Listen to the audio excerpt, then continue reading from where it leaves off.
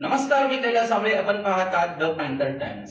उल्हासनगर शहर अनेक अवैध धंद्यासाठी बदनाम आहे. सोबतच आता उल्हासनगर हे शहर बुकी यांचं देखील माहेरघर असं झालेलं आहे. कारण की उल्हासनगर शहरामध्ये आजपर्यंत अनेक बुकी हे धरपकड त्यांची केलेली आहे. आणि आता उल्हासनगर शहर कॅम्प नंबर 4 विठ्ठलवाडी पोलीस ठाण्याच्या अंतर्गत 6 बुकींना धुळे येथील गुन्हे शाखांनी अरेस्ट केलेलं आहे. त्यांना अटक करून ते धुळ्याला घेऊन गेलेले आहेत. आता पुढील जी माहिती आहे ते धुळे क्राईम ब्रँच यांच्या माध्यमातून माहिती पडेल की त्यांना कुठल्या ह्याच्यामध्ये त्यांना अरेस्ट केलेलं आहे.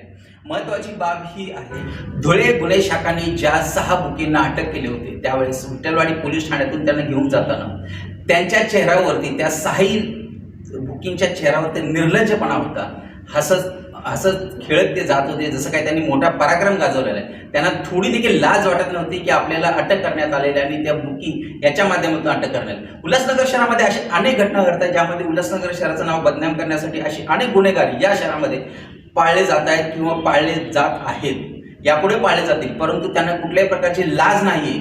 अनेक विविध माध्यमातून उल्हासनगर शहरातील लोक अनेक चांगले काम करून नावलौकिक येतात, परंतु उल्हासनगर शहरामध्ये असे नालायक आणि गुन्हेगार इथे शहरामध्ये राहतात की त्यांना कुठल्या प्रकारची लाज नाही आहे.